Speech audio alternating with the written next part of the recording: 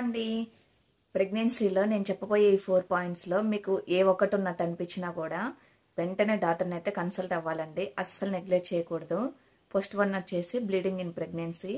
ప్రెగ్నెన్సీలో అసలు బ్లీడింగ్ అనేది ఉండకూడదు. మీకు లేట్ ప్రెగ్నెన్సీ అయినా ఎర్లీ ప్రెగ్నెన్సీ అయినా బ్లీడింగ్ అనేది ఉండకూడదు. సో అలా అనిపించిందంటే మాత్రం వెంటనే డాక్టర్ దగ్గరికి వెళ్ళాలి. సెకండ్ వచ్చేసి ఉమ్మనీరు. మనకి ఉమ్మనీరు అనేది లీకేజ్ అవుతుంటది, కొంతమందికి తెలియదు అన్నమాట. సర్లే అది కాదని నెగ్లెక్ట్ చేస్తూ ఉంటారు. ఒక 1 డే ఆగి లేదా 2 డేస్ ఆగి వెళ్దాంలే అని నెగ్లెక్ట్ చేస్తే మాత్రం మీరు వెళ్ళినా యూజ్ ఉండదు. బేబీకి చాలా డేంజర్, ఇది మాత్రం గుర్తుపెట్టుకోండి. మీకు ఉమ్మనీరు అనేది లీకేజ్ అవుతుందని ఎలా తెలుస్తుందంటే ఒక ప్యాడ్ పెట్టేసుకొని కంటిన్యూగా వాటర్ అనేది పోతూ ఉంటదండి ఉమ్మనీరు లీకేజ్ అయితే.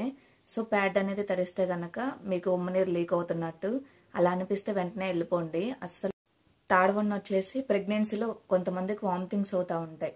సో ఈ వామిటింగ్స్ అనేది కూడా ఒక పరిమితి మించి అవ్వకూడదండి. రోజుకి 15 టైమ్స్ 10 టైమ్స్ ఇలా అయితే గనక చాలా డేంజర్. ఎందుకంటే మనకి ఒక్కసారి అయితేనే పొట్టలో తిప్పేసినట్టుగా ఏదో లోపల నుంచి అట్లా అనిపిస్తూ ఉంటది.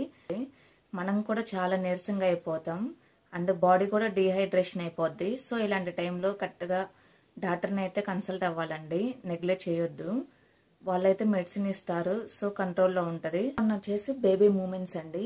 మనకి ఎప్పుడైనా బేబీ మూమెంట్స్ తెలియడం లేదనుకుంటే ఒకసారి అసలు ఎన్ని టైమ్స్ కదులుతుందో లోపల కౌంట్ చేసుకోండి.